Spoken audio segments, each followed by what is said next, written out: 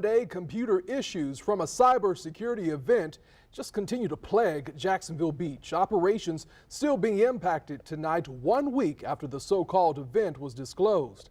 Our Zach Wilcox has been on your side since the issues first started, and he joins us live from Jax Beach. And Zach, I know city leaders met to address this issue this morning.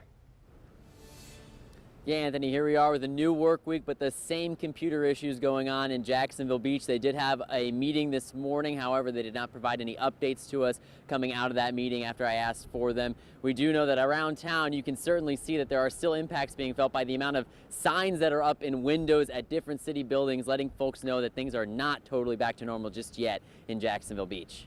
These attacks are on the rise.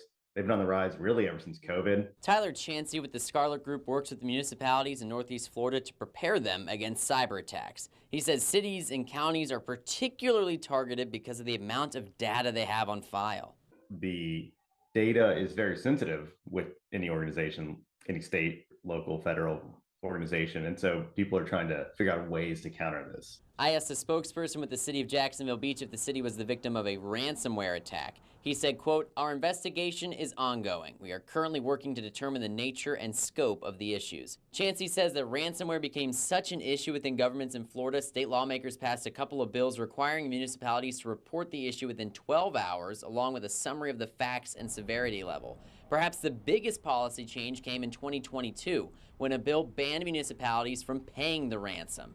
Chansey says prior to that law, paying the ransom was actually fairly common. There's all sorts of risks and legal question marks and gray areas you're getting into with a government paying a criminal. A Jacksonville Beach spokesperson says the city has recovered somewhat since the issue started a week ago. City staff have regained access to their emails. Most city functions can happen with some workarounds, and police can file new reports but have some limited access to old ones.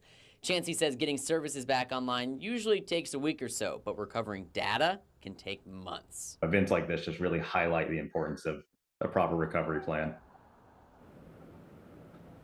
So certainly good to see more and more things coming back online here as we enter week 2. I noticed that the drive-through here at City Hall was reopened, which wasn't the case when I was out here covering this story last Tuesday. I do want to point out for folks watching who live in Jacksonville Beach, your online bill pay, your waste management services, 911 services, all of those things are completely online. So those are the kind of the biggies that impact you at home. And I also want to mention that I've reached out to the mayor as well as the communications director here on multiple times to ask if we could have an interview, and they have not been available to this point. In Jacksonville Beach, Zach Wilcox, First Coast News, on your side.